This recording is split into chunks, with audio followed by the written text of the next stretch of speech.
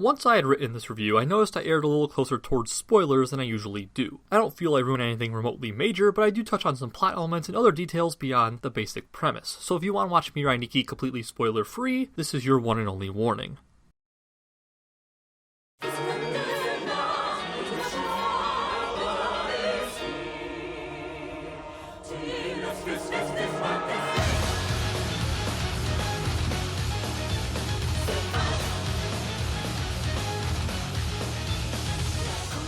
You are likely unaware of this, but I'm fairly new to anime. Only been a fan for a little over a couple years, since about mid-2013. As such, there are a lot, and I mean a lot, of series out there that I still haven't seen, but plan to, either because they're very well received, or just too popular to ignore. All manner of anime, from Trigun to Toradora to Tatami Galaxy. Chances are, as long as something has a positive enough reputation or a sizable enough fanbase, it's on my radar to some degree. As the 13th most popular anime on my anime list, Mirai Nikki, or The Future Diary, definitely fits the bill, and at an easy-to-digest length of 26 episodes, it was looking all the more appealing. Now, as we all know, just because something's popular doesn't necessarily mean it's, good. But I'm an optimist, so I came into Mirai Nikki expecting not a masterpiece, of course, but basic entertainment and enjoyment.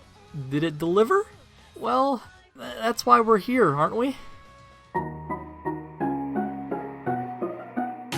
Yukitaro Amano is your standard bland male high school protagonist, whose world will soon be rocked by, well, let's spin the wheel of anime and find out.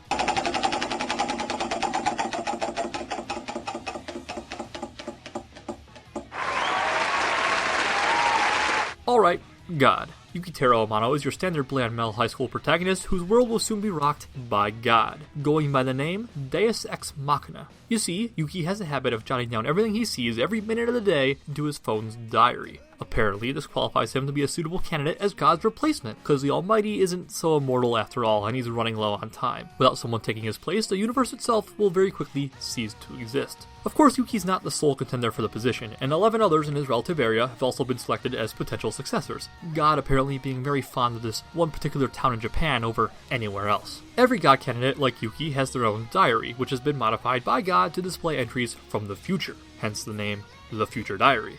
Seeing as there can be only one God, a survival game quickly begins among the diary keepers. The catch is that no one knows the exact identity of anyone else, so they must make use of their future diaries to first identify, then outsmart, and outkill each other. The last man or woman standing receiving the right to take Deus's place and become the new God.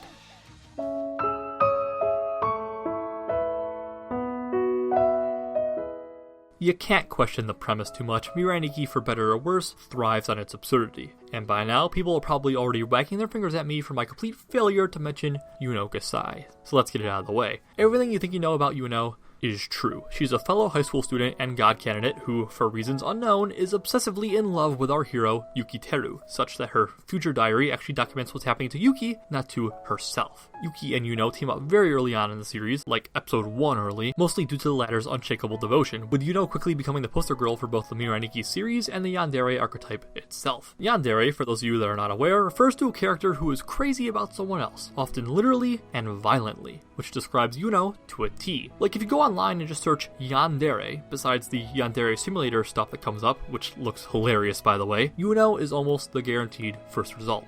I have to say, there's a reason Yuno's so popular. She is by far the most entertaining character in the entire show, if only for her practically comical flavor of insanity. They make no bones about just how out there she is and the violent lengths she'll go to keep her precious Yuki close by. Her grip on reality and morality is tenuous at best, and while there is an eventual reason for it that adds a nice slant to her story, I wouldn't say Yuno is a deep or majestically well-written character, but she plays her role as a mascot psychopath with such zeal that I found myself looking forward to her next murderous breakdown anyways. I just realized how bad that might sound, making sport of a mentally broken individual, but Yuno's so ludicrously over the top that it's hard to see her in any sort of realistic light. Which holds true for a lot of the cast, honestly, but we'll get to that. Remembering the premise, besides Yuno and Yuki, there are 10 other diary keepers, plus one would assume a handful of miscellaneous side characters. In terms of numbers, that's casting a pretty wide net, so the writers would have to be completely incompetent for every one of them to bomb, right? Well, yeah.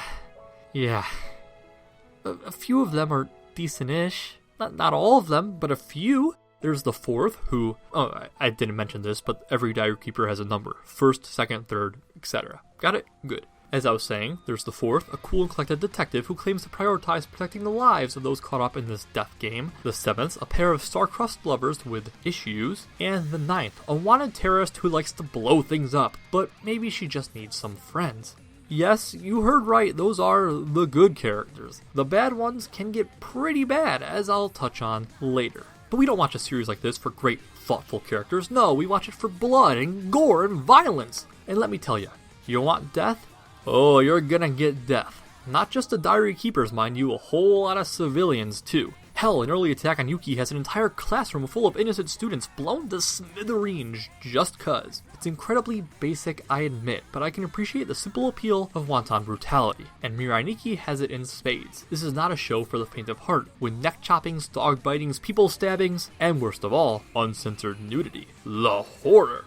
But all that said, it of course means that if you don't go in for that kind of thing, you might not find much to like here, at least for a while. I say for a while because Mirai Nikki does pull itself together to become more than a swath of forgettable characters and gory action in the last third or so, starting right around episode 17-ish, when Yuki adopts an attitude of, it doesn't matter what I do to win because I can reset it all once I become God, in the process becoming infinitely more interesting to watch. Being the sweet, naive, generic anime angel that he is, he's putting on an act to cover his true feelings, but when it's an act reminiscent of someone like Light, committing atrocities without care in the world, I still much prefer it over the usual wide eyes and whining. But that's not the main draw to this thing by the end. No, the real reason to get invested is that, despite the writing being a little all over the place up to that point, there is a big twist near the finale, and frankly a pretty good one. Naturally, by nature, it is a twist, and me explaining the intricacies of said twist would ruin the twist. But let's just say I like when things get flipped on their head, and new information is presented that shines a whole new light on everything you've experienced thus far. Even better is when they wave it right in front of your face the whole time, but you just don't catch on until it's all laid out for you.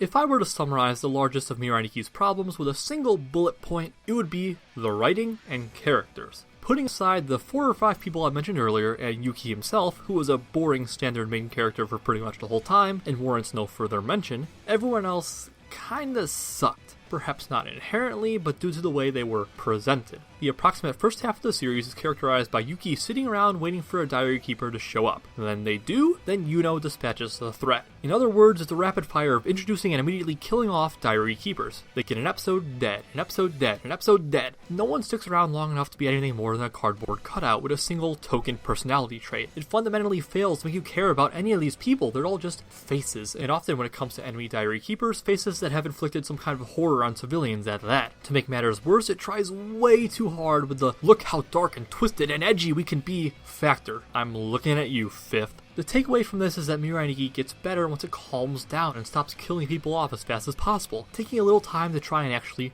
build character. Unfortunately, it's too little too late by the time it actually settles into that approach, but the attempt is better than the alternative. Another big problem I had with Mirai Nikki is how it handled its tone, i.e. it consistently undermined its own attempts at a dark, bloody atmosphere. Chiefly, I blame Murmur. Murmur is Deus Ex Machina's, aka God's, servant, and she looks like this. Yeah, you know, when I hear Battle Royale Deathmatch, the first thing I think of is a cutesy little creature like that. The issue with Murmur, not even her appearance, is that they try to use her to lift the mood, and it only comes off as jarring and dissonant. After every episode, she has post-credit skits, which were initially introduced as brief flashbacks explaining how the other diary keepers received their diaries. On paper, that actually seems like a decent idea, but it immediately squanders all that latent potential by being just a platform for bad, out-of-place comic relief. I don't know about you, but after a roller coaster of death and destruction, I'm not looking for a slapstick comedy routine involving characters that have been massacred only minutes ago. There are certainly other tonal problems too, such as the laughable character design of the 8th, who looks like something out of a cancelled kids show. Oh, she's not wearing a costume, that's the actual size of her head compared to everyone else. I don't know if this was some misguided attempt to illustrate the death of innocence or something, but all it managed to do was make me laugh in scenes where I really shouldn't have. And I know Mirai Nikki can be an absurd show, I myself characterize it as such, but I still repeatedly ran into problems with suspension of disbelief. Widespread hypnosis, gee, that's a convenient way to ramp up tension. Mass school bombings, how'd she even plant all of them without people noticing? A 5-year-old kid with poison and nerve gas, I wouldn't even know where to get stuff like that. Oh, cool, I thought body armor was designed to stop bullets. Guess not. This just in, a slit throat isn't actually fatal. and lots more of that sort of thing. If you question Mirai Nikki's internal logic too much, things really start to fall apart, which isn't the mark of a well-constructed piece of entertainment. Remember the beginning when I said something to the effect of popularity does not ensure quality? For me, Mirai Nikki was that kind of show. I'm not going to be appalled or disgusted if you're a fan, but I didn't get much out of it, or at least not much that was worthwhile, with its wealth of character, plotting, and tone issues, plus the embarrassing attempts to show off just how grimdark it could get. It wasn't the worst of the worst, but certainly not an anime I'll remember all that fondly. Oh, I just realized I never mentioned the opening. I liked it. Some people love it, and it was good, but I just liked it. It won't live among my mental shortlist of favorite anime openings, but I wouldn't tell you to skip it either. So, after taking everything into account, as well as my own subjective enjoyment on a scale from F to S, Mirai Nikki is a solid C. I considered D, I did, but there's maybe a third of a really good show in here. It's just buried under the sea of mediocrity that is everything else. Ultimately, it's not something I'd actively recommend or actively tell you to avoid, it just exists with all its quirks and missteps. Also, I'm going to be the odd one out and say that I didn't much care for the sequel OVA, Redial. It felt contrived, pulling things out of thin air for the sake of a stereotypical happily ever after to the sort of story that really shouldn't have one.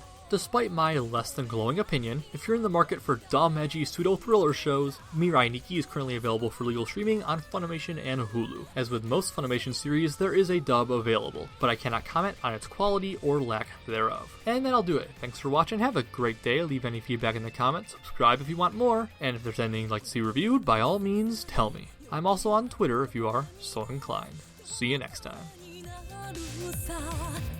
教えて僕へと連れ去って僕には覚悟さえ足りない未成で縛ろうかなのに恐怖に君が